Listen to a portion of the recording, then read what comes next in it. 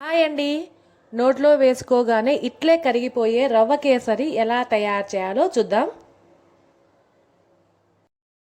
ముందుగా ఒక ప్యాన్లో ఒక 2 స్పూన్ల నెయ్యి వేసుకుందామండి.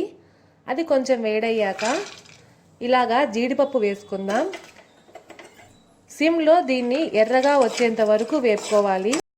ఇవి ఇలా కొంచెం వేగాక ఇందులో ఎండు ద్రాక్ష కూడా వేసుకొని సిమ్లోనే వేయించుకోవాలి ఇదంతా. ఇవి ఇలా వేగాక వీటిని పక్కన పెట్టుకుందాం. మనం డ్రై ఫ్రూట్స్ వేయించుకున్న ప్యాన్లోనే ఇంకొంచెం నెయ్యి వేసి ఇలాగా రవ్వ వేసి బాగా కలుపుకోవాలండి, ఎర్రగా వచ్చేంత వరకు. ఇదంతా సిమ్లోనే పెట్టి చేసుకోవాలి. నేను ఇక్కడ 1 కప్పు రవ్వ తీసుకున్నానండి. దీంట్లో ఇవే కాదండి, మనం ఇంకా దోస గింజలు అలాంటివి కూడా యాడ్ చేసుకోవచ్చు, చాలా బాగుంటుంది. ఈ రవ్వ బాగా వేగే లోపల మనం మరో గిన్నెలో ఇలా కప్పుకు 4 కప్పుల చొప్పున నీరు కాంచుకొని రెడీగా పెట్టుకోవాలండి. ఇలా ఎర్రగా వేగాక మనం గోరువెచ్చగా కాంచుకున్న నీటిని ఇందులో వేసుకోవాలండి.